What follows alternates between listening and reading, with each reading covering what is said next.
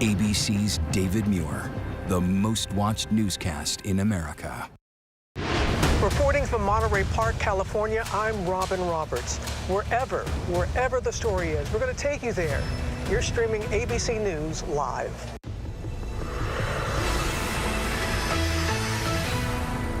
Good evening, everyone. I'm Linsey Davis. We are beginning with breaking news. The nation's eyes and ears hanging on to President Biden's every word during a freewheeling press conference that concluded just a short time ago. It was a critical test and potentially pivotal moment, but wasn't enough to change the minds of those in his own party who would like to see him step aside.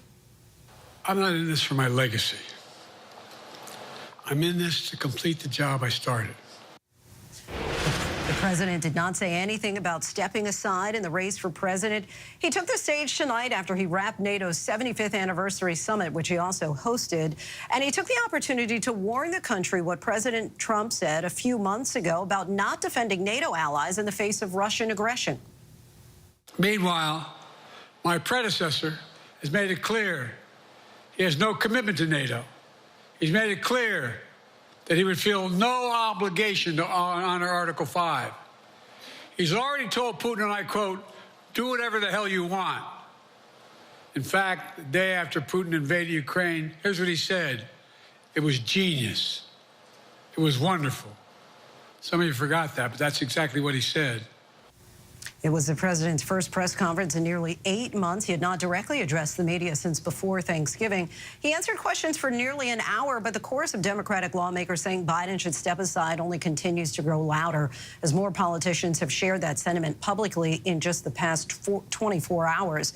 At least 15 House Democrats and one Senator, Peter Welch from Vermont, have now said publicly the president should bow out of the race. But largely, most lawmakers have not publicly said either way if they support the president as the nominee or not. Joining us now for more is ABC's Mary Alice Parks from the White House. And Mary Alice, what are your sources telling you about how he fared tonight? Yeah, well, Linsey, I can tell you that the campaign feels really good about this press conference. They are pointing especially to his answers on pretty complicated questions around foreign policy. One joked with me, for such a doddering old man, he's doing an incredible job about talking about complicated foreign policy questions. Look, I think that Democrats are going to read into this what they want. I think some are definitely going to see a president who was sort of in command of a lot of those details, who did answer many questions, like you said, spoke at length, did a long, unscripted, off-the-cuff press conference like many Democrats had been saying he needed to do to help restore confidence in his candidacy, in his presidency. But look, there's other Democrats that are telling me it was just not enough, that fair or unfair, the expectation, the need from him today was to be pitch perfect. And right off the bat, we saw him stumble, you know, a gaffe, maybe unfair, but that there were moments where he did seem to still sort of trail off, and that the expectation was just so high going into tonight that other Democrats telling me they just didn't think it was enough to calm the fears from constituents and from voters that they have been hearing. So look, I think we're going to see in the next few days, obviously, like we've been saying, whether more elected Democrats come forward and tell the president that he needs to step aside. But my big takeaway from that, Linsey, was that I'm still not sure that even that would be enough. I mean, you heard the president there say repeatedly that he is committed to staying in this race, that he believes he is the one that is most qualified to be president, to run again, and that he still thinks he has work to do and an important job to do. And you mentioned that gaffe right off the top, so I do want to play that moment where Biden was asked if Vice President Kamala Harris would have the ability to beat Donald Trump if she were at the top of the ticket, and let's listen to what he had to say. Look, I wouldn't have picked Vice President Trump to be vice president, but I think she was not qualified to be president. So let's start there. Number one, the fact is that the consideration is that I think I'm the most qualified person to run for president. I beat him once, and I will beat him again. So obviously another name mix up there, but do you think that the president is at all thinking about the possibility of a matchup of Kamala Harris versus Donald Trump? Well, first, on the mix-up there, the Biden campaign is already trying to make light of it. They sent out a tweet saying, of course, they know the difference, that one, Kamala Harris is a prosecutor and the other is a convicted felon. They're obviously, like I said, trying to downplay this as just a moment. People do confuse names. But this has been such a high-stakes moment, a moment where we knew every word from the president was going to be looked at under such a microscope. I mean, as to whether he is considering really passing the torch in that way, I mean, he did say there at the end that if his staff told him that there was no path forward, no way that the polling and sort of data would show that he could beat the president, he sort of left open the possibility. I think there was more movement there than we have seen in the past. But he was asked several times about the vice president. He talked about how much faith and trust he has in her, how much confidence he has in her to do the job. But he came back to this idea that he still believes he is the one for this job, for this moment, and that right now he's not going anywhere. All right, Mary Alice Parks from the White House, we thank you so much for your time. And now I want to bring in ABC News analyst and Politico senior Washington correspondent Rachel Bade. Rachel, thank you for joining us. So during the president's news conference, you got word from another member of Congress planning to ask Biden to leave the race. Tell us about that. That's right, Lindsay. Jim Himes, a Democrat from Connecticut and a member of the House Intelligence Committee, not just a member, actually the most senior Democrat on that panel that takes care and oversees national security issues. He put out a statement saying that Joe Biden has been a remarkable leader of unparalleled public service. He applauded him for a number of policy issues that he sort of championed through Congress. But he said, we must put forth the strongest candidate possible to defeat Trump, and I no longer believe that is Joe Biden. Now, the significance of this statement, Lindsay, is that, you know, he had actually written this and was getting ready to sort of distribute it before the press conference had really even started and got off the ground. And so this sort of underscores the notion that while everybody was watching this press conference, there were some people who, regardless, were going to be calling him to step aside. And you were on the phone in contact with your sources on Capitol Hill throughout that news conference. What are the initial reactions that you're hearing?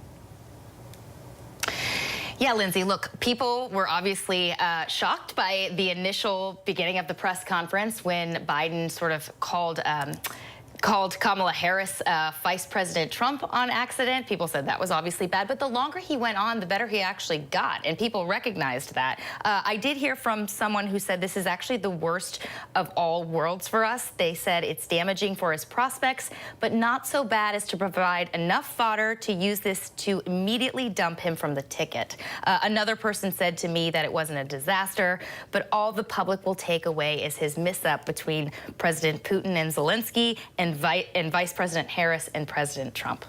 All right, Rachel Bade, our thanks to you. I want to bring in Jay O'Brien, who joins us now to get wider reaction from lawmakers. Jay, curious, because when we talked to Rachel Scott earlier, she said that she had heard from a lawmaker in particular who said that this is enough to ease concerns but not erase them. Yeah, and that's about what I'm getting as well. I mean, there are some lawmakers who have reacted positively to this, even some who were skeptical of Biden's viability as a candidate. Before we get into that, just a little bit of breaking news that we just got. According to Politico, which obtained a statement from him, we do have one more House Democrat now, which I believe adds our list to 16 House Democrats who have called on Biden to step aside. He is Scott Peters, Democrat of California. He represents the San Diego area. That is, again, according to a statement that Politico obtained. You see the rest of the House Democrats and that one senator there on your screen. But back to the reaction. So largely positive from lawmakers. I heard from one Democratic source who said that Biden, quote, has the same problem coming out of this press conference as he did going in. That's because he did a good enough job, as you just heard Rachel Bade describe, for some to not necessarily put entirely their concerns at ease, but it wasn't bad enough to have this groundswell of Democrats come out, the floodgates open, if you will, to try to push him off of the ticket. But it's interesting because I also talked to some skeptical Democrats tonight who have not made their concerns public, but instead are just privately holding concerns about Biden as a candidate. The point that they made to me is that in this press conference, in the view of many of them, President Biden was able to allay their concerns about his ability to be president. president. A lot of them pointed to his lengthy answers on foreign policy and his quick command of the issues that he demonstrated there as something that allayed their concerns about his ability to sit in the Oval Office and do the job. But it didn't necessarily quell their concerns about his ability to win. And as one Democrat put it to me, Linsey, those are, quote, two separate things. It is, indeed. And could tonight coax more lawmakers to come out publicly in support of President Biden's reelection campaign? We've been talking about those detractors, but maybe this was a good enough job to do the opposite.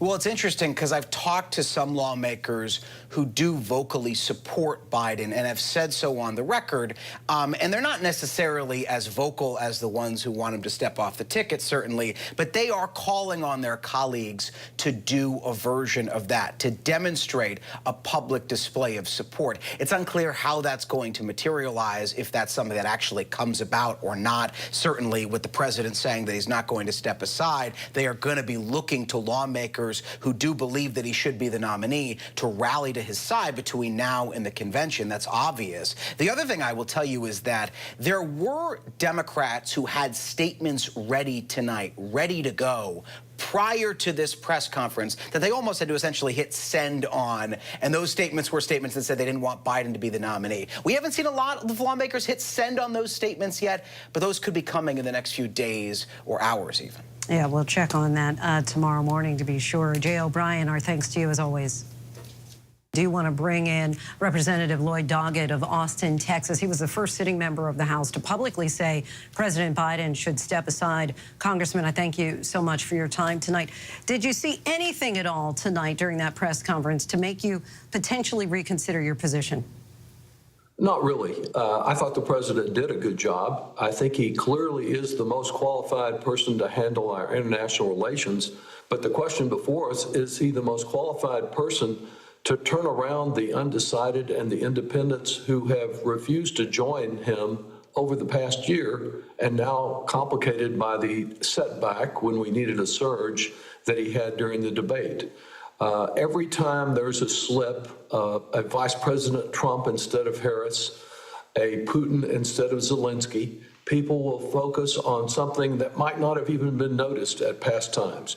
And to the extent over the coming months that all the attention is on whether he is fit and able to do this job instead of on Trump's lies, we will be set back. And I think that's why distinguished members of our caucus, the person who would head the Intelligence Committee, who would head the Armed Services Committee, a range of people that have no ideological conflict about the president, who are scattered across the country, are saying we see the numbers. And Mr. President, just as you deal with the reality of conflict around the world, deal with the reality of the numbers here. And when you look at those numbers, we don't see a path forward for a Democratic Congress and a White House that is occupied by someone of President Biden's skill, but is instead occupied by a criminal and his gang.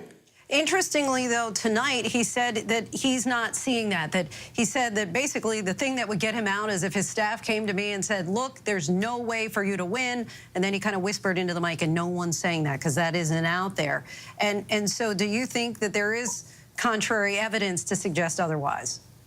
Absolutely. And I must say this is progress with the president. You remember the last time he had to have the Lord Almighty come down and tell him. Now we're down to dealing with the basics of the numbers. And if his staff is telling him he's winning, they're not telling him right. If he looks at the numbers in districts all over this country, he will see the challenge we face. I'm not saying it's impossible for him to win, but I am saying it's improbable. And in the course of this, with the tremendous threat that is posed by Donald Trump and the wreckage that he would make of our democracy, we simply cannot afford that risk. And there are many other better choices out there that I think would be more effective in taking on Donald Trump. You know, he would throw the Republican convention into total disarray if on Monday, when he is at the LBJ Library in my hometown of Austin, he declared that he was stepping aside, as President Johnson did under different circumstances, but a very painful and difficult decision. That's what we're asking the president to do, not trying to force him out of a job, but to call on him, on his better nature, to look at what is best for the country and not for himself, perhaps, devote his energies over these coming months to bringing peace to the Middle East and dealing with some of the other international issues he's so skilled at. But let us have the strongest possible candidate to protect American families from moving from democracy to autocracy under Donald Trump and his gang. And who do you think would be that strongest possible candidate? I think we have a number of candidates that could be effective here. I've not chosen a candidate because what I have chosen is favoring a fair, open, democratic process. I think it would excite all those disaffected people who have been saying they don't like either candidate. Certainly, Vice President Harris would probably be a leader in that, would lead the array, but we have governors, we have senators, we have cabinet members who could be effective candidates. Let them go around the country in these weeks ahead and present themselves as well at the convention. Let an open democratic process that people across America can see that the Democratic Party believes in democracy with a small d. We're not going to have a smoke-filled room decide this. We'll let the delegates from around the country decide it. That will be a candidate Donald Trump can't deal with because he's focused his whole campaign on lies about Joe Biden and his administration. A new approach, a younger generation, that's a winning ticket for us. And what are you hearing from your constituents about Biden staying in the race? Overwhelmingly favoring replacement. And the same as I talk to some of the candidates around the country today who are out there in tough districts, tougher than mine, to try to be the votes that we need to have a Democratic Congress again. There's certainly some people that are out there that don't agree with me on this.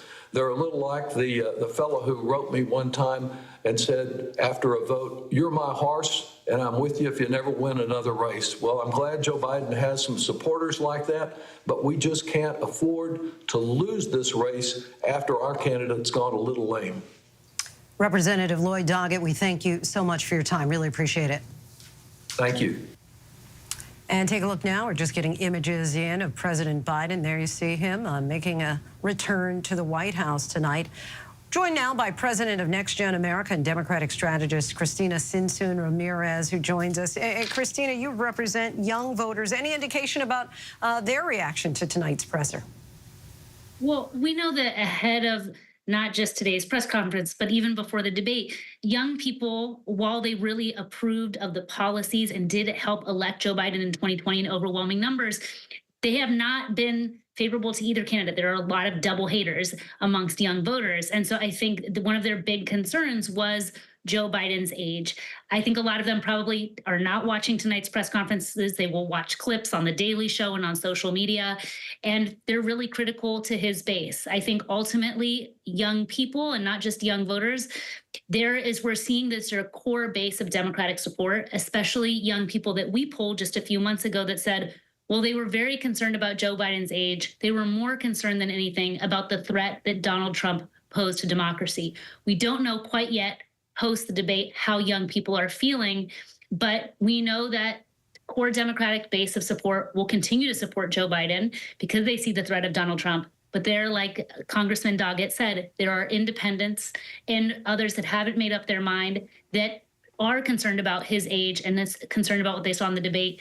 And we're not sure exactly where they're going to fall and if it will be enough to win the election. So you are a Democratic strategist. What is the strategy for the Democratic Party going forward? Look, I think what makes the Democratic Party different than the Republican Party today is that, one, it looks more like America in its diversity and also in its process, right? The Republican Party has become a party of a cult of personality that is dangerous for democracy, that is dangerous for the American public. And so I think the Democratic Party and Joe Biden have to really show that they are listening to voters, that they are listening to the concerns that they have, because we do see from polling that the supermajority of Democratic voters are concerned about his age. And so I think the Biden administration has done better. In the beginning, they were saying, I think the differences you saw in his approach today was saying he did have to answer voters' concerns. Just a few days ago, he was saying that we needed to move on and just talk about Donald Trump. And I get why he's saying that. However, voters have the right to ask this kinds of questions of their candidate, and that is what makes the Democratic Party different. So if he's going to stay in the race, Democrats, I think, will support him. However, if there's going to be a primary or an open process, that there actually has to be an open process, because I think that's really important to Democrats to see that they are being able to pick their nominee, and that actually also builds the base and builds support and builds excitement for the general election. Quite a pickle, as many have described it similarly. Christina Sinsun Ramirez, our thanks to you. Tonight, members of the Democratic Party are also coming forward with concerns about President Joe Biden, dating back to almost a month ago. Concerns they say arose after they saw him just weeks before his debate with Donald Trump at the White House Juneteenth celebration. Olivia Rubin reports. Get your hands up. It was an evening of big-name performers to commemorate Juneteenth. President Biden in attendance as celebrations lit up the White House lawn. There was a sense of joy and pride. It was a great atmosphere. But now that event is raising new questions about Biden, as multiple attendees tell ABC News the president's behavior sounded their alarm bells that evening. Almost like removed, somber-like, very almost aloof. He was physically there, but mentally, his mind was somewhere else. One former Obama official in attendance telling ABC News that Biden's speech at the White House was concerning, at times garbled. Folks, that's what Juneteenth is all about. That's why I awarded the Medal of Freedom to Miss Oprah Lee as well, the grandmother of Juneteenth. She knows so long as she was denied, our freedom can never be secured. 17 days after the concert, the debate between Biden and Trump. The president and his supporters continuing to insist it was just a bad night, but one state lawmaker who has since called for Biden to step aside told us he feels the opposite. Having seen him on the debate stage, it was characteristic of what I witnessed that evening at the White House. And unfortunately, it reminded me that it wasn't maybe not a one-off or just a bad night. Even as I sat there, I said to someone, this will be the headline before the night is over, because Gladys Knight, Patti LaBelle, which blew the roof off the house, and you don't move or sway, even if you are a white person who cannot dance in that setting, you're going to make some type of movement. And he didn't. State Representative Wandalyn Gavon says she's seen a noticeable change in Biden's behavior over the last handful of times she's been with him in person. Even last August, I expressed my concern to some staffers, and I just said, hey, we got to make sure that the president, we can keep him stitched together until November. Other attendees pushing back, saying the president was fine. Look, we don't hire a president to dance on the beat with Charlie Wilson and Patti LaBelle. There are days where I'm tired and I'm not dancing so great either. So we hire a president to get the job done for the American people. I think that's what Biden is doing. The White House did not respond to ABC News' request for comment. Our thanks to Olivia Rubin. Now to the other major story this Thursday night of the severe storms and dangerous heat now moving east. Major flooding in Vermont after Hurricane Beryl. One man dying after a car was swept away. In Texas, more than 1 million customers are still without power in the searing heat. The medical system struggling to keep up. The record heat in the West has taken at least 28 lives. The same storm system is on the way to the Northeast. ABC's Faith Abube reports from Houston. Tonight, nearly 4 full days since Hurricane Beryl made landfall, frustration and misery setting in across Southeast Texas. You would have thought that by now they would have had a better plan than what is happening now. Susie Cisneros and her husband Tony have already lost all the food in their refrigerator. Their only reprieve is when they go to the hospital for Susie's treatments for breast cancer. I kind of just hang out there at the hospital just to cool off a little bit. Beryl knocked out power to nearly 3 million customers. Houston's main utility company, CenterPoint, admitting they should have done more to improve their infrastructure ahead of the storm. Texas Lieutenant Governor Dan Patrick speaking for Governor Greg Abbott, who's currently on an economic trade mission in Asia, calling for an investigation into CenterPoint. If CenterPoint meets their goals by Sunday. They will have reduced it from about 2.2 million people without power down to still about 500,000 for next week. Folks, that is not acceptable. And Linsey, the power outages here in Texas are straining hospital resources. So many patients unable to be discharged because their homes are just too hot. And now this arena behind me being used as a transitional facility until those patients can go home. Linsey. Yeah, people dealing in that sweltering heat without any air are things to face. Still much more to get to here on Prime. It's a diagnosis that's often given to children, but now it's coming later in life for many women. How it's changing their lives.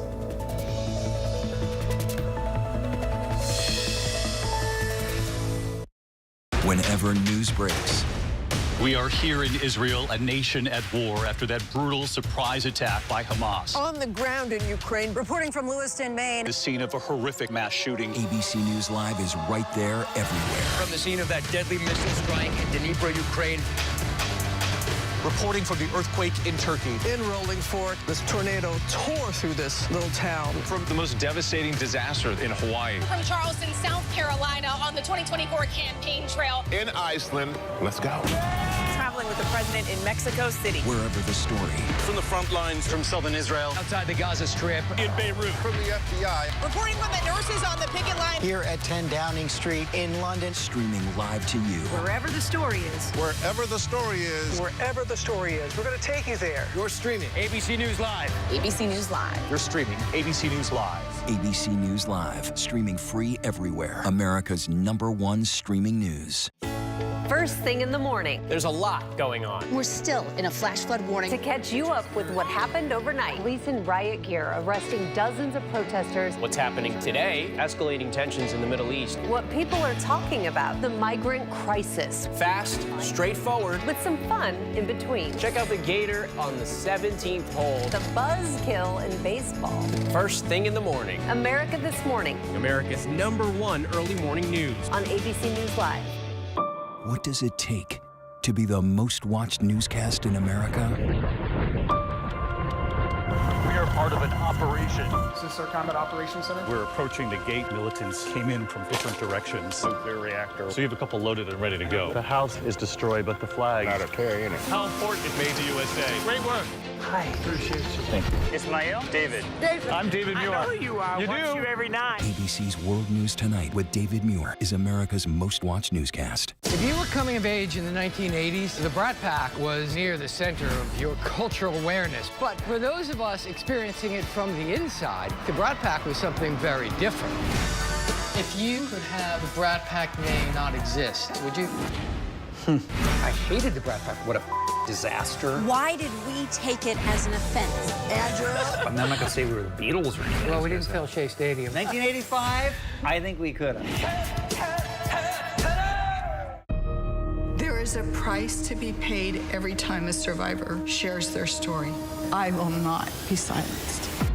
Do you feel the church accepted abuse? I wouldn't say accepted it as so much pretended it didn't exist. Yep, that's him. Yep. Ready? Kira Phillips with ABC News. Does your church protect sexual predators? The powerful new Impact by Nightline. Secrets of the 2x2 Church. There's nothing pretty about hearing this. Now streaming on Hulu. I'm Matt Rivers, and that is the Panama Canal. Wherever the story is, we'll take you there. You're streaming ABC News Live. Welcome back, everyone. ADHD is most often diagnosed in children, but in recent years, a growing number of women in particular have been getting diagnosed as adults. It's a life-changing diagnosis that comes at a time when there's a new understanding of how ADHD appears differently in girls and women. Our Diane Macedo looked into this trend of women receiving this later in life news and opens up about her own recent diagnosis as part of a new ABC News Live series, Inside ADHD. I believed the lies that I was lazy, dumb, unmotivated. For decades, Jessica Covington said she struggled with things like organization, staying on task, remembering details. The result, she thought of a moral failure. I always felt a sense of not being good enough. But that all changed in 2014 when Jessica says she got a diagnosis that changed her life. For me, it explained so much that it was a huge relief. Jessica's part of a growing trend of women being diagnosed with ADHD, or attention deficit hyperactivity disorder, a condition that originates in childhood with often lifelong symptoms. You say brains are different for people with ADHD. So what do those differences cause in everyday life? Persistent struggles with things like time management, things like planning, things like organization, focusing, attention, hyperactivity. ADHD diagnoses among women have been on the rise for decades, but a recent study shows a dramatic spike from 2020 to 2022, with diagnoses among women 23 to 49 years old nearly doubling. Experts say the rise is due in part to a shift in understanding how ADHD affects girls and women. So there's this inherent bias within our culture. Boys are the ones that have ADHD. It looks like a busybody boy who's rambunctious. But studies show that girls present with inattention. They may not be jumping up and down, but they'll be twirling their hair, clicking the pencil, shaking their legs, and they get overlooked. And it's really, really devastating because they don't get the supports. Now, as grown women, many are unexpectedly getting that diagnosis later in life, often after learning about their children's ADHD. So what was it for you as you were trying to find answers for your son that then prompted you to get evaluated? It was a book by Dr. Edward Hallowell called Super Parenting for ADD. I was reading it from the perspective of a parent, but also from the perspective of that misunderstood kid. So Jessica says she asked her therapist if she might have ADHD and got a surprising answer. She kind of looked at me and said, it's interesting that you got to be this age and didn't know. So she knew already. She kind of had it pegged since we met. Many more women are being tipped off by social media. When I started seeing videos about women particularly were struggling to keep their houses clean or organized or tidy, or they start one task and then they do another. Parenting influencer Libby Ward says it was those types of videos that made her realize she might have ADHD and eventually get diagnosed by a healthcare provider. It was kind of a relief to consider that there might be a reason why I struggled with so many different things. But it was also very confusing because I had been shaming myself for so long for all the ways that I struggled to adult, essentially. The same thing happened to me. As a former honor student, best-selling author, and successful news anchor, ADHD wasn't even on my radar. I didn't realize that this was actually an ADHD thing until recently. Until I started seeing more and more videos about it on Instagram and TikTok, including Libby's. One of the ways that having ADHD affects you is that you forget how it affects you. At first, I thought everyone's brains work that way, but I finally booked a formal evaluation, and sure enough, I was diagnosed with ADHD. The experience was eye-opening. Is there anything in particular from, relationships, financial stuff, hygiene stuff, living arrangements that feels particularly tricky? This might sound silly, but packing is something that's really hard for me. I do not cry easily, but just 4 minutes into the intake, while talking about packing of all things, I was suddenly in tears. I just find, sorry, I'm getting a little emotional, but I think all my coping mechanisms worked really well for me until I became a mom. And now I have 2 kids and I love them dearly.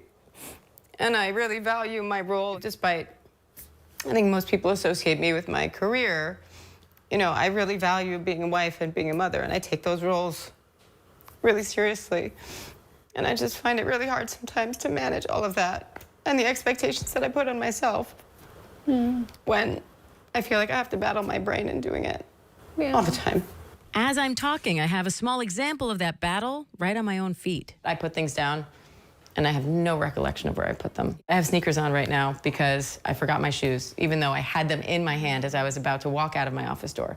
That happens to me all the time. But people with ADHD can also be extremely bright and often excel in areas like creativity, problem solving, and an ability to laser focus in certain situations. A lot of people can benefit from this if they're in creative fields. They get ideas quicker. Their minds are busier, but it's full of more ideas at once. Hi, I'm Diana Macedo. We have breaking news. We have breaking news. Breaking news. So things like breaking news coverage, which most people find incredibly difficult, feels like second nature to me. But managing emails and expenses is another story. And having kids often exacerbates those executive function issues. How did motherhood impact all of that? It multiplied it times 10. Not only was I facing challenges with executive function in my own life and my own career, Now I had to be the executive function for someone else. I couldn't remember from moment to moment, had the baby eaten? Had I, given the medicine? What time? Libby even wrote a blog, 10 Ways I Thought I Sucked at Motherhood when it really was the ADHD. I would write lists and not be able to find the list, or I would make a system for how we would organize the shoes and I would forget the system the next week. The shame really came from not understanding that it was a part of how my brain functioned and not just a personality flaw. Then many of us become perfectionist overachievers, desperately trying to prove we are good mothers, good adults, good people. What I see when these girls grow up is that they spend so much energy trying to compensate for the fact that it takes them longer to plan, it takes them longer to execute, that they become depressed and they become anxious. So I would make really detailed lists and schedules. That feeling of needing to be over-prepared for things that may or may not ever come to pass. I'm listening to you thinking, check, check. Now, 10 years later, Jessica has not only learned how to manage her ADHD symptoms, Intrinsic motivation is the name of the game. she even coaches others with ADHD, while Libby's writing her first book and sharing about ADHD and parenting with her nearly 2 million social media followers. I have been stopped on the street countless times by women who have said, I just got my diagnosis and I never would have gone to my doctor if you hadn't shared your story. I'm one of them. Like, here we are, full circle, honestly. It gives me goosebumps. Creating awareness is so important because there's just so much power in knowing what ADHD is and how it's impacting you, because then you can actually set up your life to be successful living with ADHD. So helpful to know more about it. Our thanks to Diane for those stories and sharing her own. And Diane's journey with ADHD is just beginning. So be sure to check out the new series Inside ADHD on ABC News Live, which will feature expert interviews and a first-hand look at Diane's challenges and triumphs navigating her own ADHD. Still much more to get to tonight. Coming up, my conversation with 2 chart-topping award-winning artists joining forces to make hip-hop gold. But next, millionaires beware. The IRS is making a list and sending out the bills. The effort to crack down on the biggest tax dodgers by the numbers.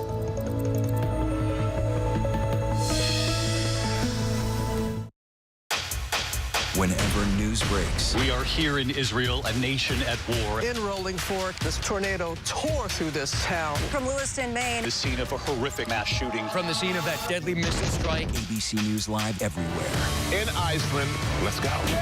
On the 2024 campaign trail. Here at 10 Downing Street. Wherever the story is. We're going to take you there. You're streaming ABC News Live. ABC News Live. You're streaming ABC News Live. ABC News Live, streaming free everywhere. Here's to good mornings in America. Can you feel the love?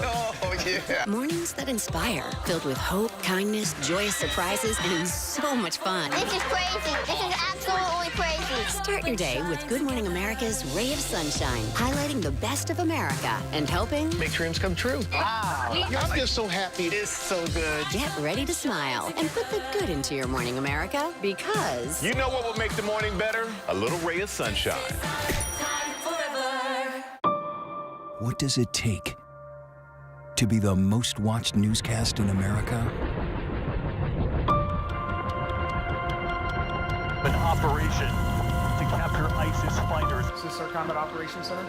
We're approaching the gate now. Militants came in from 4 or 5 different directions. Operational nuclear reactor. So you have a couple loaded and ready to go. The house is destroyed, but the flag, there's not a tear in it. Not a tear in it. How important is this label right here, Made in the USA? Look at your smile. You're proud of this. I love this. Great work.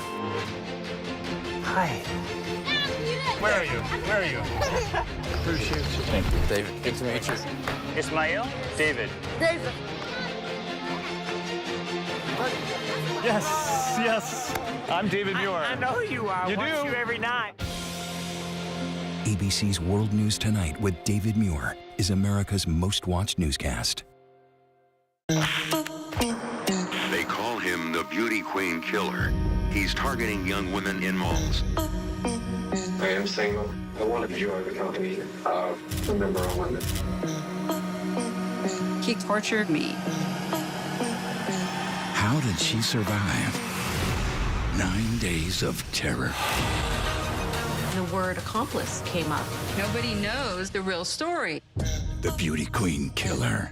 Only on Hulu. Why do so many people start their day here? From ABC News, this is Start Here. To be in the know and get a different take on the day's top stories. A lot of news today, so let's get into it. Listen now to the Daily News Podcast honored with 4 Edward R. Murrow Awards and see why the New York Times calls it a news podcast worth listening to.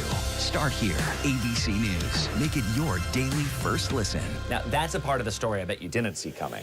Wherever you get your podcasts, start here.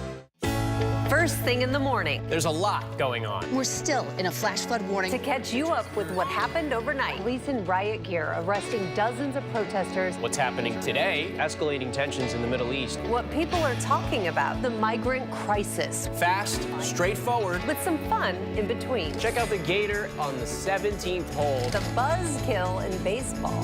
First thing in the morning. America This Morning. America's #1 early morning news. On ABC News Live. Reporting from the Normandy coast for the 80th anniversary of D-Day, I'm David Muir. Wherever the story is, we'll take you there. You're streaming ABC News Live.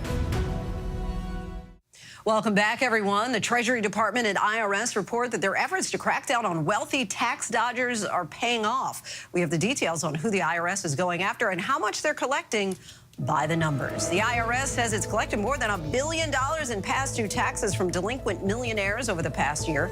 The agency targeted 1,600 taxpayers with more than $1 million in income who owed more than $250,000 in undisputed tax bills. The tax collectors are also going after more than 125,000 high-income households that have not submitted any tax returns at all in years. These and other tax enforcement measures targeting the wealthiest individuals and corporations could bring $851 billion in additional revenue over the next decade, according to IRS analysis. The IRS is using $60 billion in new funds from the Inflation Reduction Act for these and other efforts targeting the wealthiest Americans. The IRS says that more than a decade of budget cuts had left them without the manpower or technology to ensure that wealthy taxpayers, large corporations, and complex partnerships paid what they owed. And we still have much more ahead here on Prime tonight. Our correspondents and analysts are standing by with the latest reactions to President Biden's press conference from Capitol Hill to Main Street. Howdy do. But next, they were victorious on the football field. Now they're taking on a much bigger foe and for a very worthy cause.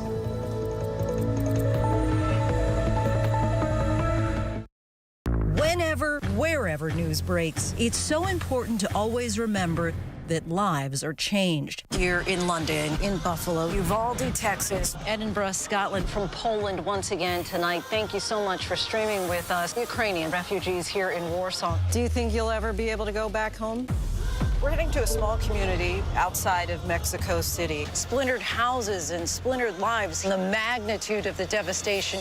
You're streaming ABC News Live. Reporting from Rolling Fork, Mississippi, Santa Fe, New Mexico, Raleigh, North Carolina, the U.S. Capitol, Mayfield, Kentucky, Minneapolis, Mexico, Tongass National Forest, Alaska. Getting you behind the stories as they happen, giving you a front row seat to our world as it plays out in real time, live. ABC News Live Prime. We'll take you there. Stream ABC News Live weeknights, America's most honored streaming news program, only on ABC News Live. Streaming free right now wherever you stream your news.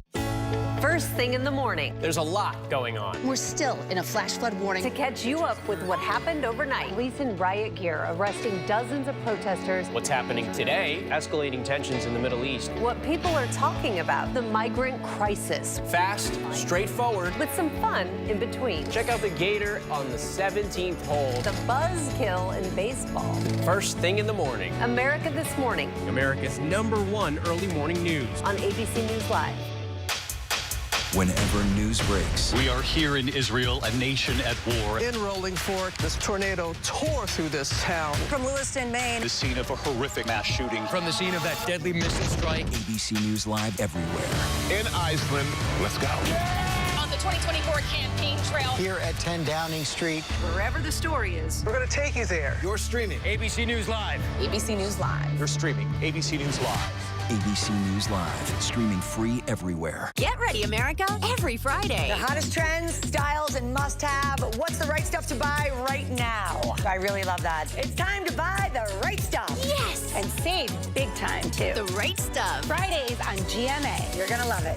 Why do so many people start their day here? From ABC News, this is Start Here. To be in the know and get a different take on the day's top stories. Start Here. Now, that's a part of the story I bet you didn't see coming. Make it your daily first listen wherever you get your podcasts. There is a price to be paid every time a survivor shares their story. I will not be silenced. Do you feel the church accepted abuse? I wouldn't say accepted it as so much pretended it didn't exist. Yep, that's him. Yep. Ready?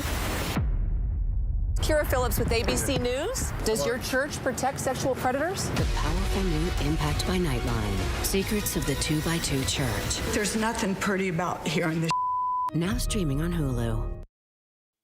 Our next guests are legends who paved their way through hip-hop. One through production that propelled chart-topping, award-winning hits from artists like Nas, the Notorious B.I.G., Kanye West, Mick Jagger, Madonna.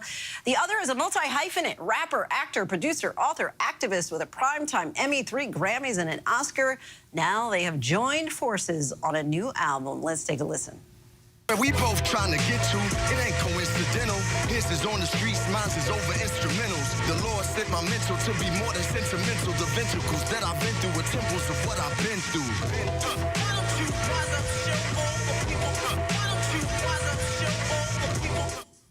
Common and Pete Rock join us in studio today to discuss their new album, The Auditorium Volume 1. Welcome, gentlemen. Peace, peace. How are you? Pleasure to be here. Good, good, good. I'm so glad to have you all here. You all are each icons, legends in your own right. How did this collaboration come about? Well, Pete is, as you said, an icon and somebody who I personally just love as a creator and producer. And I've known him for a lot of years, but I think it was just the timing of me really wanting to be a part of something that felt like pure and soulful and new and fresh. Like I just knew that this would be a really beautiful combination and it would like stretch me to be better and at the same time allow me to put out the music that I would love to put out at this time. And Pete, let me reminisce over you for a moment. You just said, Common just said fresh. Yes. And that's the thing, in particular with the song Wise Up, I had the same feeling, one of the producers here, we both had the same vibe, that it was still kind of had an old school taste, but with a fresh new energy and sound. How are you able to get that? You know, I'm from the 90s, of course, and I brought the aura of it, of what we did in the 90s, and just mixed it in with today's society, and to reteach the youth and the younger guys that's in this how it's done. Having the new school and the old school come together like this in music, and literally. So that's how I kind of meshed it together. And you said kind of to let the young guys know how it's done. What do you, a lot of people talk about lately the state of hip hop, especially after celebrating the 50 years and everything. What do you all think about how things are right now? I actually feel really inspired and hopeful about it right now. I feel like with all that's been going on, of course, the battle helped, to be honest, because people are paying attention to lyrics. I think hip-hop, like any relationship, any person, goes through its stages. And I think right now we're in a rebirth stage of it. And it's like young and people who've experienced, like Pete and I, are putting out music that has the love in the music. I think people, when they hear your music, they hear the love in it for decades. That has been the case. And I'm curious, Pete, just to get your take on the Kendrick Lamar, Drake, you know, battle rap. We've been doing, we did a story on it recently, just talking about how this is not new. No, this battle rap goes back to the beginning. Yep, and the beginnings where we learned it all and did it our way in the 90s. But this Kendrick and Drake thing really opened up hip hop a little more. You know what I'm saying? To how battling is really supposed to go. You know, and well, you know, it was a little harsh, but I loved it. I like that stuff. I like it, you know what I mean? So, you know, that's all a part of hip-hop and Common to tell you. And that's one of the things is that, one thing about hip-hop, I was just thinking about this, like, it's one of the purest, like, art forms where you hear people's real thoughts. It's like, it's not really politically correct. and I love that because we need to hear truth sometimes and people's true feelings about things. But the beautiful thing is what happened with this battle and many other battles that have happened in hip-hop, it stayed on record. It stayed on wax. That's what we say, keep it on wax. It doesn't turn into anything else, but the battle of the art form and the true skill. And we've been talking about for the younger generation, everything. What is the secret sauce to staying power? Both of you all know a little bit about that. Oh, man, just keeping your ear to the street. You know, you got to really listen to what's going on around you, you know, and that helps you stay relevant. Well, for me, it helps me stay relevant. Yeah. I just say for me, God first, stay humble, and stay seeking and learning, and making sure I operate from that gut feeling where something really resonates with me to operate in that and not chase money and notoriety like that. Yeah. And I know that staying relevant, it's working because you guys have already announced that you're going to have a volume 2. Yeah. Volume 1 is just coming that's out. what volume 1 We means. got another volume 2 coming as well. Pete Rock, Common, thank you so much for joining us. Their album, The Auditorium Volume 1, is out tomorrow and available wherever you stream your music, or it will also, you can add it to the crate. It's going to be on vinyl soon. As a team, they were successful on the football field with the New York Giants. Now, Tom Coughlin and Eli Manning are working together in an even tougher battle off the field, joining the fight against pediatric cancer and curbing the strain it puts on the families of children who are diagnosed. The pair recently hosted an event providing much-needed grocery help for some of these families. ABC's Trevor All takes us there and shows us just how much this moment means.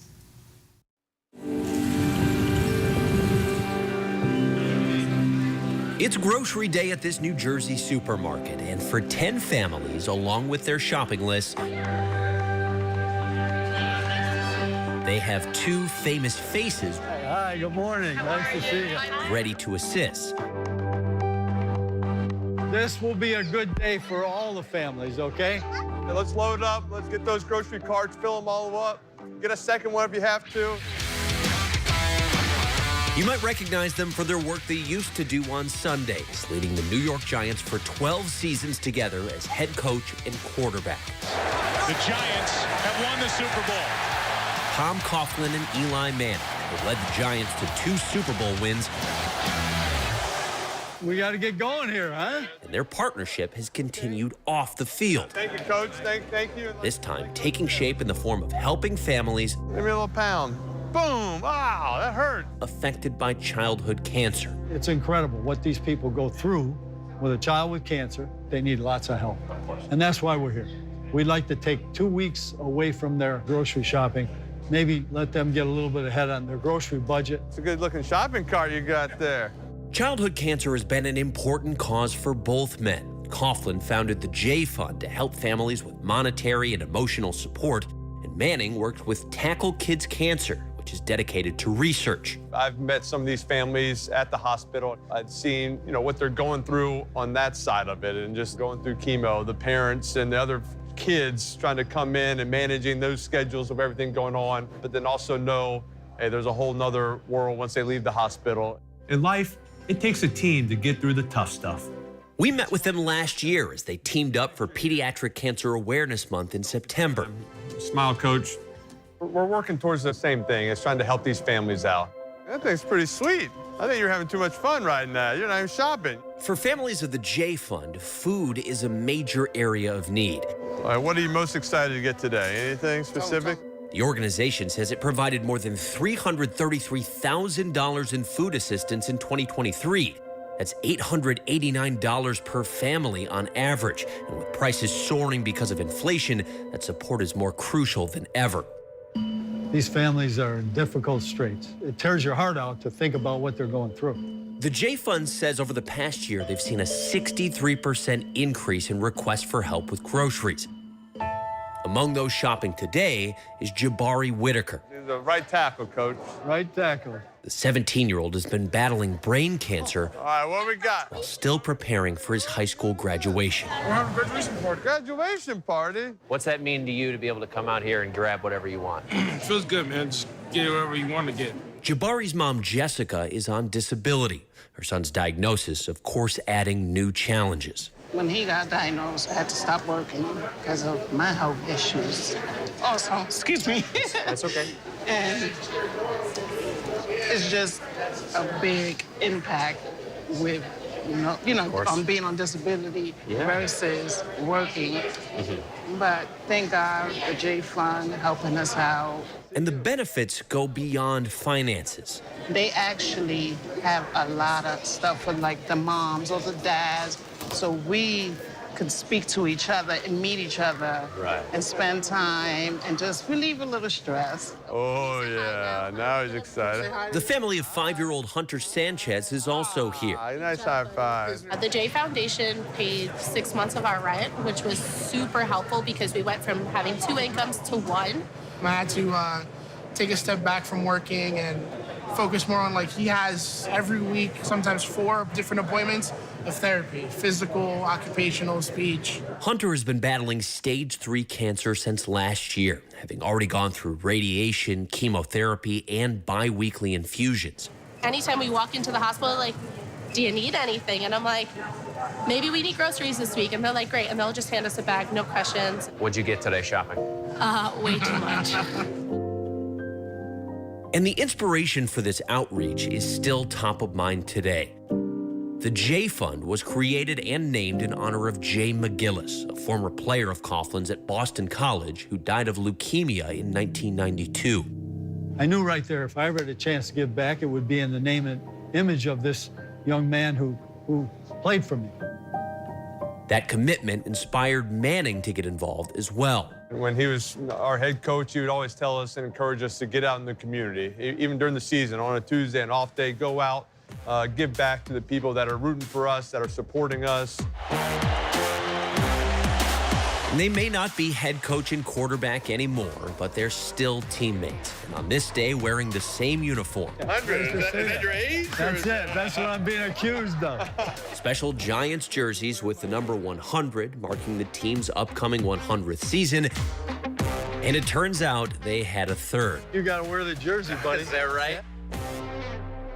I want to grab one, too. Is it okay if I hold this up? Both Coughlin and Manning champion the spirit of teamwork, knowing these families are in an ongoing battle. I've seen the great stories of some of these kids when they were 8 years old, and now they're in high school and back, and they're healthy, and they're doing great.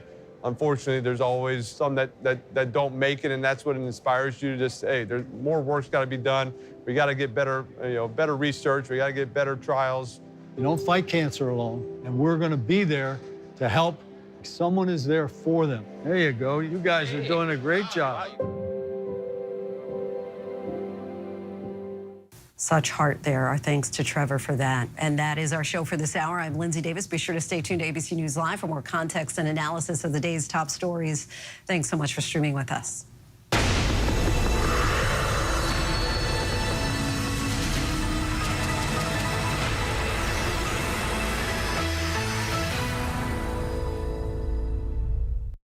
Why do so many people start their day here? From ABC News, this is Start Here. To be in the know and get a different take on the day's top stories. A lot of news today, so let's get into it. Listen now to the Daily News Podcast honored with 4 Edward R. Murrow Awards and see why the New York Times calls it a news podcast worth listening to.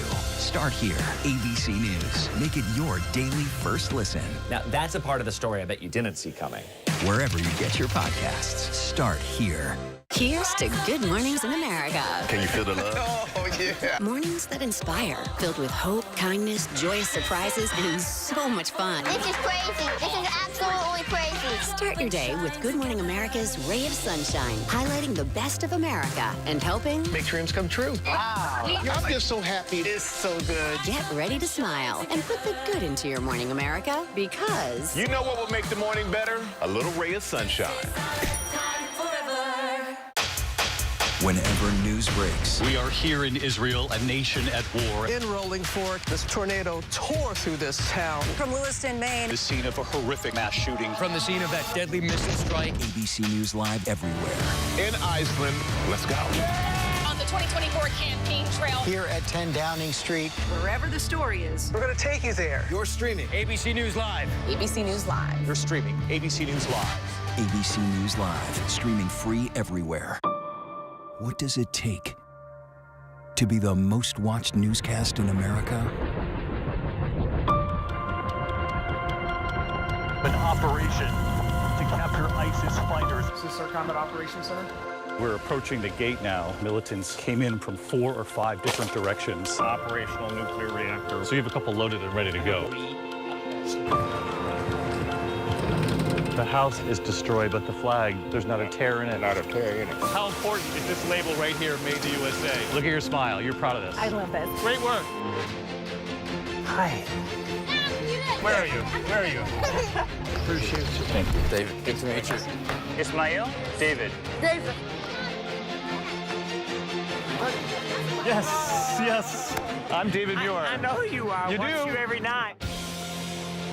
ABC's World News Tonight with David Muir is America's most watched newscast. Whenever, wherever news breaks, it's so important to always remember that lives are changed. Here in London, in Buffalo, Uvalde, Texas, Edinburgh, Scotland. reporting from Rolling Fork, Mississippi. Ukrainian refugees here in Warsaw. We're heading to a small community outside of Mexico City. Getting you behind the stories as they happen. ABC News Live Prime. We'll take you there. Stream ABC News live weeknights wherever you stream your news. Only on ABC News Live. Reporting from the war in Ukraine, I'm Ian Pannell. Wherever the story is, we'll take you there. You're streaming ABC News Live. Good evening, everyone. I'm Linsey Davis. We are coming to you with breaking news tonight. The nation's eyes and ears hanging on to President Biden's every word during a freewheeling press conference that concluded a short time ago. It was a critical test and potentially pivotal moment, but wasn't enough to change the minds of those in his own party who would like to see him step aside. I'm not in this for my legacy. I'm in this to complete the job I started. The president did not say anything about stepping aside in the race for president. He took the stage tonight after he wrapped NATO's 75th anniversary summit, which he also hosted, and he took the opportunity to warn the country what President Trump said a few months ago about not defending NATO allies in the face of Russian aggression. Meanwhile, my predecessor has made it clear he has no commitment to NATO. He's made it clear that he would feel no obligation to honor Article 5. He's already told Putin, and I quote, "Do whatever the hell you want." In fact, the day after Putin invaded Ukraine, here's what he said. It was genius. It was wonderful. Some of you forgot that, but that's exactly what he said. It was the president's first press conference in nearly 8 months. He had not directly addressed the media since before Thanksgiving. He answered questions for nearly an hour, but the chorus of Democratic lawmakers saying Biden should step aside continues to grow louder as more politicians have shared that sentiment publicly in the past 24 hours. At least 14 House Democrats and one Senator, Peter Welch from Vermont, have now said publicly the president should bow out of the race. But largely most lawmakers have not publicly stated either way if they support the president as the nominee or not. Joining us now for more is ABC's Mary Alice Parks from the White House. Mary Alice, let's just start by saying, as a result of hearing tonight's press conference, what are your sources telling you about how he fared? I mean, really mixed reaction, Lindsay. I will tell you that I talked to some top Democratic strategists who did feel like he warmed up as the night went on, that he definitely was able to talk about foreign policy, showed a lot of strength there, was able to defend his record. But look, one senior party official told me it just isn't the perfect presidential presentation that he needed. The reality is, people are going to look at this press conference through the lens that I think they wanted. There's plenty of moments in there for someone who was already convinced that he was perhaps not up for the job to point to. There are other moments, I think, where people who are looking for a reason, Democrats who are looking for a reason to rally behind the president, will be able to point to. I think that the big takeaway for me is that we already know from our poll, 85% of Americans believe that he is too old to do this job. And it is hard for me to see at this point with a press conference like that, him being able to change the minds of the majority of Americans. But when you listen to him talk, he says he knows that he has a challenge in front of him, but he needs to do more events like this, more interviews, more time on the campaign trail to help allay those fears. He says there's still a lot of time left early in the game there. Mary Alice from the White House, thanks so much. I want to bring back in our ABC News analyst and Politico senior Washington correspondent, Rachel Bade. Rachel, thanks so much for coming back on. Just minutes after the president's news conference concluded, you're already hearing at least one more member of Congress is prepared to ask him to step aside.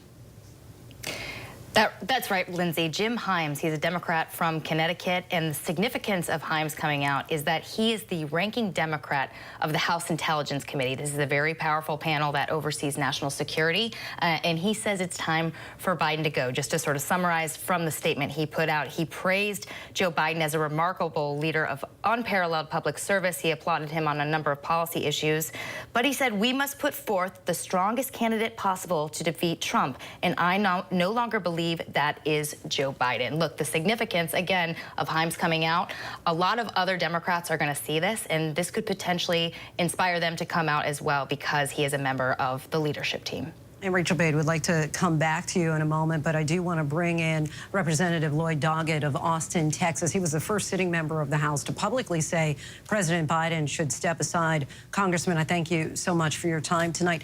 Did you see anything at all tonight during that press conference to make you potentially reconsider your position? Not really. I thought the president did a good job. I think he clearly is the most qualified person to handle our international relations. But the question before us, is he the most qualified person to turn around the undecided and the independents who have refused to join him over the past year, and now complicated by the setback when we needed a surge that he had during the debate? Every time there's a slip, a Vice President Trump instead of Harris, a Putin instead of Zelensky, people will focus on something that might not have even been noticed at past times. And to the extent over the coming months that all the attention is on whether he is fit and able to do this job instead of on Trump's lies, we will be set back. And I think that's why distinguished members of our caucus, the person who would head the Intelligence Committee, who would head the Armed Services Committee, a range of people that have no ideological conflict about the president, who are scattered across the country, are saying, we see the numbers. And Mr. President, just as you deal with the reality of conflict around the world, deal with the reality of the numbers here. And when you look at those numbers, we don't see a path forward for a Democratic Congress and a White House that is occupied by someone of President Biden's skill, but is instead occupied by a criminal and his gang. Interestingly, though, tonight he said that he's not seeing that he said that basically the thing that would get him out is if his staff came to me and said, look, there's no way for you to win. And then he kind of whispered into the mic, and no one's saying that because that isn't out there. And so do you think that there is contrary evidence to suggest otherwise? Absolutely. And I must say this is progress with the president. You remember the last time he had to have the Lord Almighty come down and tell him. Now we're down to dealing with the basics of the numbers. And if his staff is telling him he's winning, they're not telling him right. If he looks at the numbers in districts all over this country, he will see the challenge we face. I'm not saying it's impossible for him to win, but I am saying it's improbable. And in the course of this, with the tremendous threat that is posed by Donald Trump and the wreckage that he would make of our democracy, we simply cannot afford that risk. And there are many other better choices out there that I think would be more effective in taking on Donald Trump.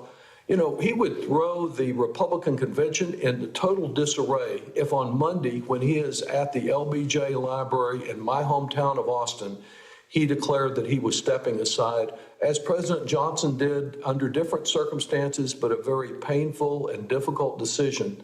That's what we're asking the president to do, not trying to force him out of a job, but to call on him, on his better nature, to look at what is best for the country and not for himself, perhaps. Devote his energies over these coming months to bringing peace to the Middle East and dealing with some of the other international issues he's so skilled at. But let us have the strongest possible candidate to protect American families from moving from democracy to autocracy under Donald Trump and his gang. And who do you think would be that strongest possible candidate? I think we have a number of candidates that could be effective here. I've not chosen a candidate because what I have chosen is favoring a fair, open, democratic process. I think it would excite all those disaffected people who have been saying they don't like either candidate. Certainly, Vice President Harris would probably be a leader in that, would lead the array, but we have governors, we have senators, we have cabinet members who could be effective candidates. Let them go around the country in these weeks ahead and present themselves as well at the convention. Let an open democratic process that people across America can see that the Democratic Party believes in democracy with a small d. We're not going to have a smoke-filled room decide this. We'll let the delegates from around the country decide it. That will be a candidate Donald Trump can't deal with because he's focused his whole campaign on lies about Joe Biden and his administration. A new approach, a younger generation, that's a winning ticket for us. And what are you hearing from your constituents about Biden staying in the race? Overwhelmingly favoring replacement. And the same as I talk to some of the candidates around the country today who are out there in tough districts, tougher than mine, to try to be the votes that we need to have a Democratic Congress again. There's certainly some people that are out there that don't agree with me on this. They're a little like the fellow who wrote me one time and said after a vote, "You're my horse, and I'm with you if you never win another race." Well, I'm glad Joe Biden has some supporters like that, but we just can't afford to lose this race after our candidate's gone a little lame. Representative Lloyd Doggett, we thank you so much for your time. Really appreciate it. Thank you. I want to bring in our chief Washington correspondent, Jonathan Karl. Now, John, what did you make of tonight's performance? Well, I thought the most interesting part of the press conference was at the very end when he was asked that if he could be convinced that Kamala Harris would have a better chance of beating Trump if he would step aside. And he responded with a flat no, but then added only if they could show him that he had no chance of winning, that Biden had no chance of winning. So I thought what Representative Doggett told you was quite on point. The bar has moved now. Before he suggested it was the Lord Almighty, now it would be convincingly bad poll numbers. And the bottom line, Lindsey, is that significant numbers of Democrats, at least in Congress, far greater numbers than what we've seen have come out publicly, do believe that at this point there is no way that Joe Biden can beat Donald Trump, and I don't think they saw anything tonight that changes that. Now, that said, they had been challenging him for now 2 weeks now since that debate to do something that would be unscripted, to get out there and show that he has the command. Many of them specifically saying he should do a lengthy press conference. And look, he did it tonight. I mean, he had a press conference, went about an hour, took a lot of questions, and was off the cuff. It was unscripted. Unfortunately for President Biden, a lot of what people will take away from it is the one place where he misspoke, and he called Kamala Harris Vice President Trump. But he did show a command of the issues and spoke at length and in a contemporaneous fashion. And I want to show that moment where Biden was asked if Vice President Kamala Harris would have the ability to beat Donald Trump if she was on the ticket. And let's take a listen to what he had to say. Look, I wouldn't have picked Vice President Trump to be vice president, but I think she was not qualified to be president. So let's start there. Number one, the fact is that the consideration is that I think I'm the most qualified person to run for president. I beat him once, and I will beat him again. Obviously, he misspoke there, but he didn't correct himself as he did earlier when he had called President Zelensky Putin. Do you feel like people are going to be making a mountain out of a molehill, that this is otherwise something that, people make misstatements all the time and it's not a big deal, but it feels like this moment is different, and I'm curious how your sources are responding. Well, look, I mean, I've misspoken. I've mixed names up. You probably haven't, but I've certainly done that. It's just at this moment, and coming on the heels of him introducing President Zelensky as President Putin, it's really tough for him to have anything where he's messing up like that. And those were two pretty significant examples of misspeaking. Again, he showed He spoke at length about the situation in the Middle East, made a forceful, long, detailed defense of his policy since the Hamas attack on October 7th in Israel. Talked at length about his policy towards Ukraine and the China factor. So look, he has a command of the facts. But again, I think that people will focus, perhaps unfairly, but will focus on those two glaring examples of misspeaking. And John, before I let you go, just take us inside as much as you can, Trump world. We saw former President Trump was watching, posting to Truth Social in real time. He said today, you know, he wants Joe Biden. He said he's the guy that we've prepared for. Look, there's no question that Donald Trump and the people around him are hoping and praying that Joe Biden stays in the race. I mean, this is not just the race that they've prepared for, but it's a race they believe that they are winning and that they can win quite decisively. Again, unfortunately for President Biden and his team, that's an opinion that is shared by a lot of Democrats as well. All right, John Karl, our thanks to you. Appreciate your time. Want to bring in our Capitol Hill correspondent, where concern continues to grow over whether the president is fit for a second term. ABC senior congressional correspondent Rachel Scott. She's been tracking down all the members of Congress, getting their takes on the president and tonight's press conference performance. She joins us now. Rachel, what's the reaction that you're hearing from Democratic lawmakers tonight? Lindsay, you know that Democrats on Capitol Hill are watching this closely when they are live texting reporters like myself for a play-by-play sort of reaction. I will tell you right out of the gate, as you talked about there with John Karl, when you heard the president mistake his own vice president, calling her Vice President Trump instead of Vice President Harris, I got a slew of reaction from a number of Democrats who said that they were cringing, that they were groaning, that they hoped this wasn't indicative of what was to come. Ultimately, a lot of Democrats thought that the president did perform well on the world stage tonight. They thought that he was strong, particularly on foreign policy, on national security issues. But of course, every Democrat that I talked to sort of said that this is not where they want to be at this point. They are less than 4 months out until the election. Tonight, the president was getting questions about his age, about his mental fitness, whether or not his vice president can do this job. This is not where the Democratic Party wants to be with just 4 months to go until this critical election. And also, more than anything, they want to see the president also be passionate about the issues, not necessarily saying that he needs to pace himself just as the campaign is ramping up. So the bottom line here, from what I'm hearing, yes, this certainly eased concerns, but it has not erased them. As we know, yet another congressman has come out, Congressman Jim Hines, who's a senior member here in the Democratic Party over in the House, now also calling for the president to step aside just minutes after that press conference ended, Lindsay. So clearly not enough to stem the tide of those who are coming forward to ask for the president to step aside.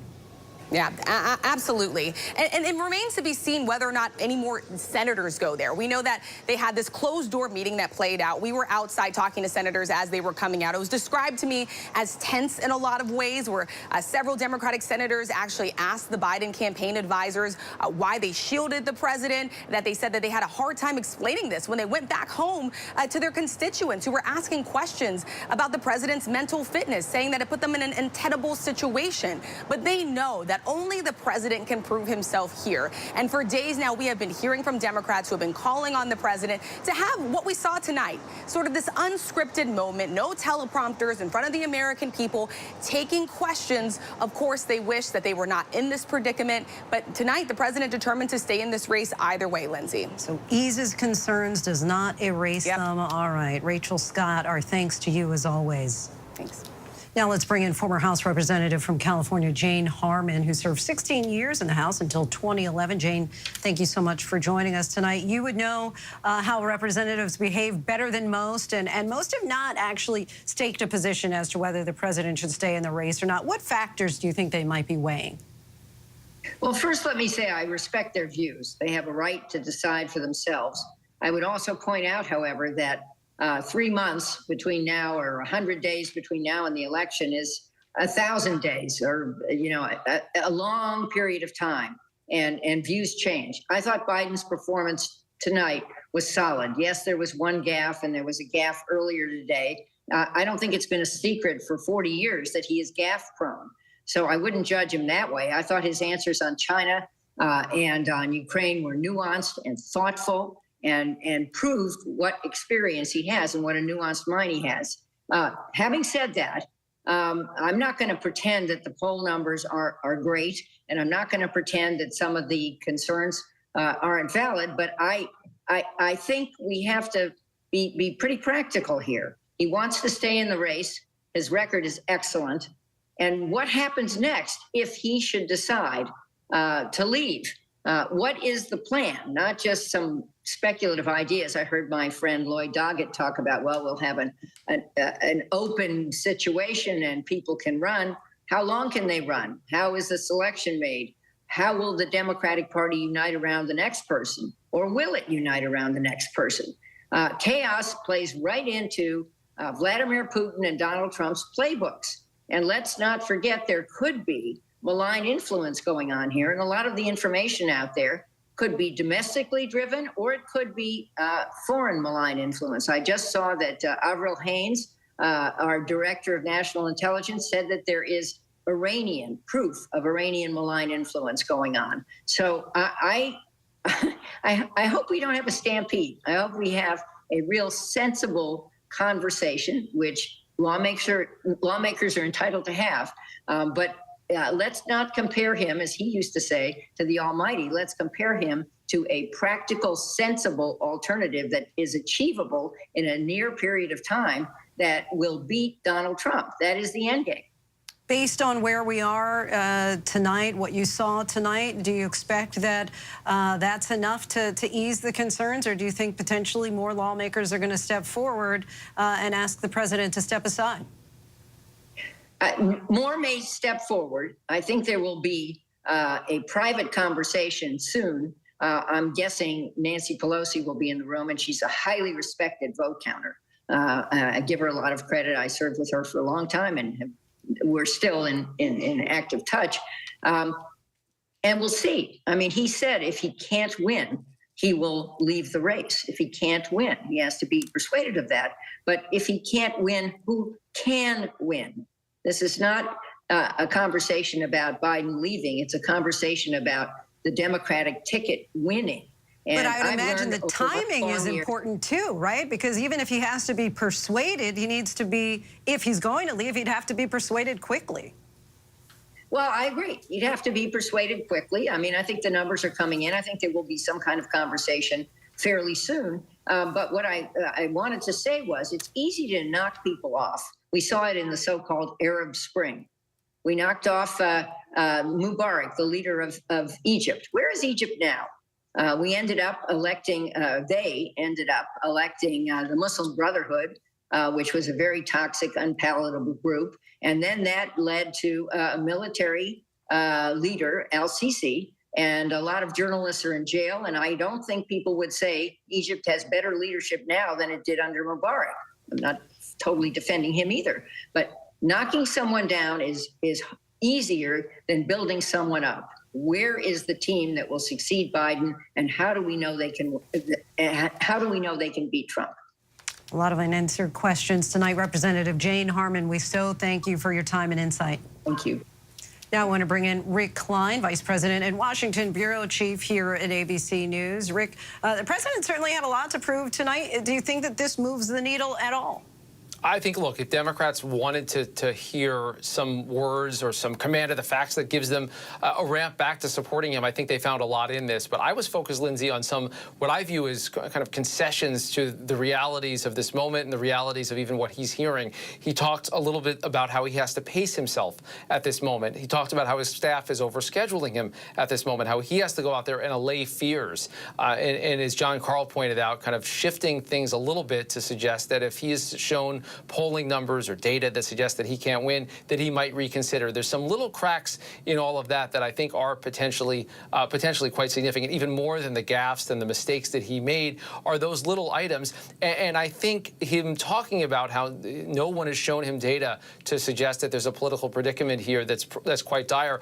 I wonder what his pollsters are really telling him. And I think a lot of Democrats, even some that I'm talking to tonight, are wondering what exactly he is seeing, what exactly he is hearing, because the the groundswell of the last couple of weeks, the real concerns that members of the Democratic Party, his friends, his allies, people that want him to win, have voiced are based on data. They're based on polling, including polling that we had out just today with ABC, the Washington Post, and Ipsos, that suggests that he has not made up any ground in the last couple of weeks. 85% of people in this poll think he's too old for another term. 2/3 want him to step aside. More than half of his own supporters want him to step aside. So are those kind of numbers reaching him?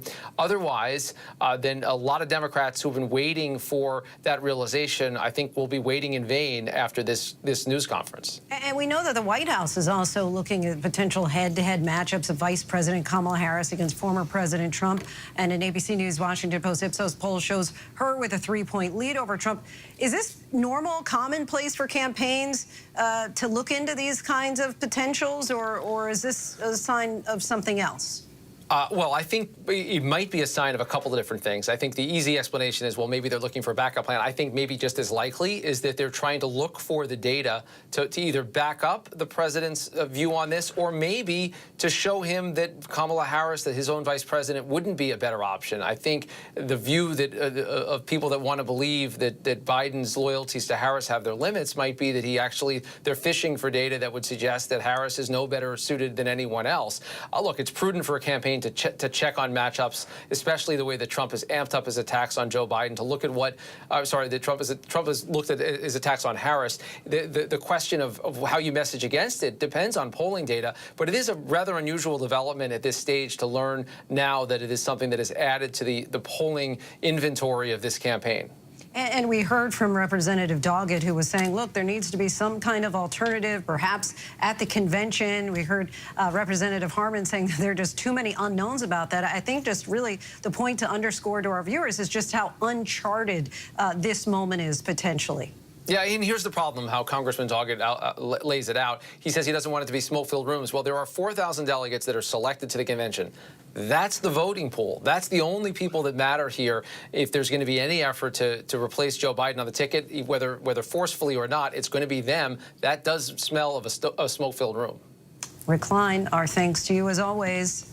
And that is our show for this hour. I'm Linsey Davis. Be sure to stay tuned to ABC News Live for more context and analysis of the day's top stories. Thanks so much for streaming with us.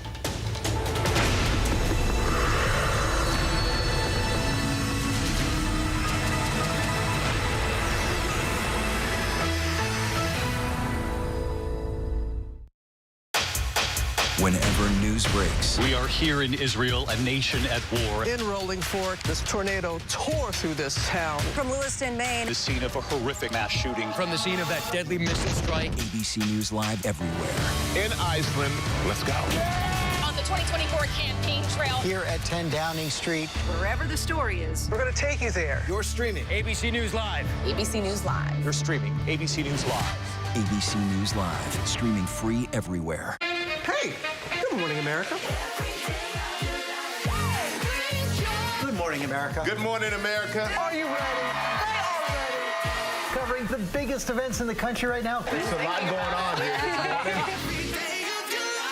You don't just see it, you feel it. I'm in. I'm in. I'm in too. I'll be here. I am here and so happy. I'm in too. Michael, George, Clara, Ginger. Why do so many people start their day here? From ABC News, this is Start Here. To be in the know and get a different take on the day's top stories. A lot of news today, so let's get into it. Listen now to the Daily News Podcast honored with 4 Edward R. Murrow Awards and see why the New York Times calls it a news podcast worth listening to. Start Here, ABC News. Make it your daily first listen. Now, that's a part of the story I bet you didn't see coming. Wherever you get your podcasts, Start Here. First thing in the morning. There's a lot going on. We're still in a flash flood warning. To catch you up with what happened overnight. Police in riot gear arresting dozens of protesters. What's happening today? Escalating tensions in the Middle East. What people are talking about. The migrant crisis. Fast, straightforward. With some fun in between. Check out the Gator on the 17th hole. The buzzkill in baseball. First thing in the morning. America This Morning. America's #1 early morning news. On ABC News Live.